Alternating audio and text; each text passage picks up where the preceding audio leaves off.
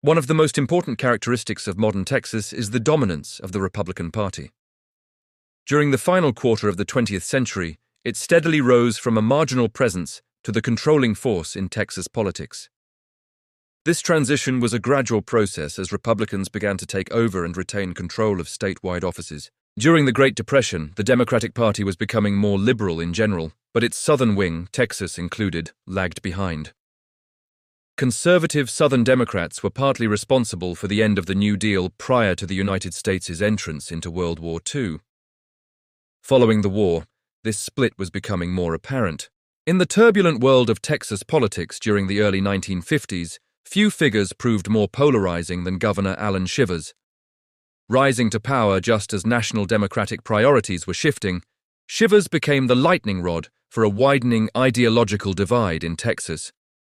His confrontational stance toward national Democratic leaders, particularly over the Tidelands dispute, in which President Harry Truman's administration claimed federal ownership of offshore oil revenues, long considered Texas's property, fueled conservative resentment and turned state politics sharply against the National Party.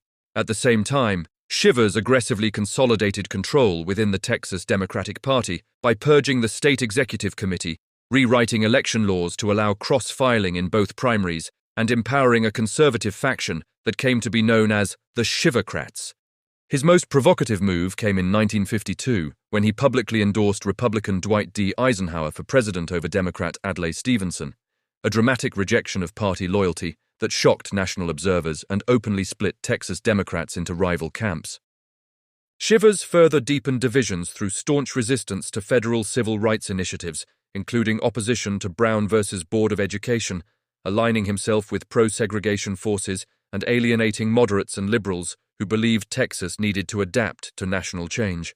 Together, these actions transformed long-standing ideological tension into open warfare within the Texas Democratic Party, reshaping the state's political landscape and accelerating the broader conservative realignment that would later make Texas a Republican stronghold. Shivers's increasingly hardline positions were sharpened by his escalating rivalry with liberal challenger Ralph Yarborough, whose 1954 gubernatorial primary challenge produced one of the most bitter political battles of the decade.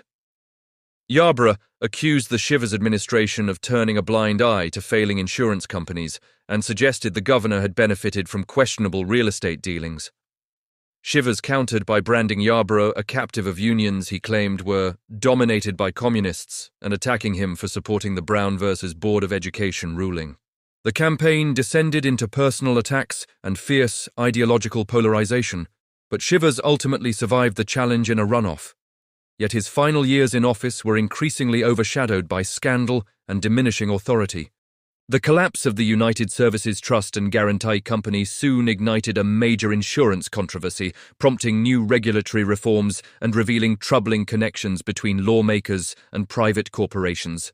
Reporters also uncovered misconduct within the Veterans Land Board, culminating in the conviction of General Land Office Commissioner James Bascom Giles, who received a 6-year prison sentence for fraud.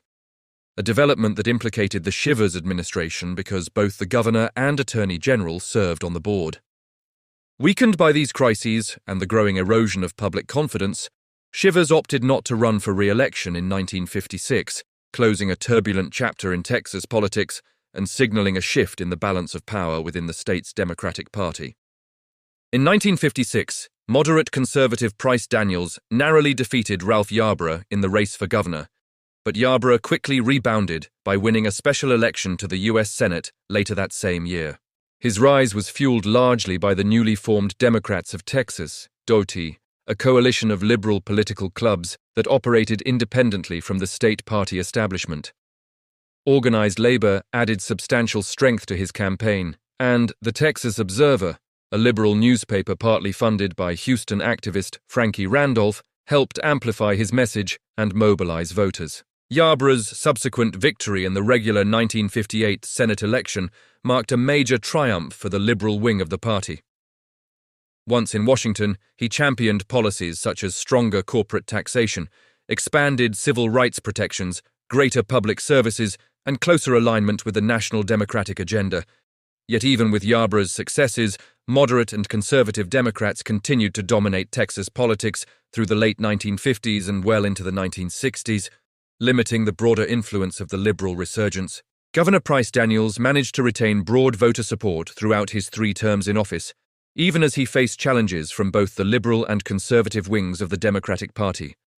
In 1958, he defeated liberal contender Henry B. Gonzalez in the primary, and in 1960 he overcame conservative Jack Cox, reflecting his ability to navigate the party's internal divides. Daniels' administration pursued an ambitious reform agenda, overseeing the creation of a statewide water development program, the adoption of new lobbying regulations, the establishment of a code of conduct for public officials, the launch of a statewide safety initiative, and the reorganization of the State Insurance Board.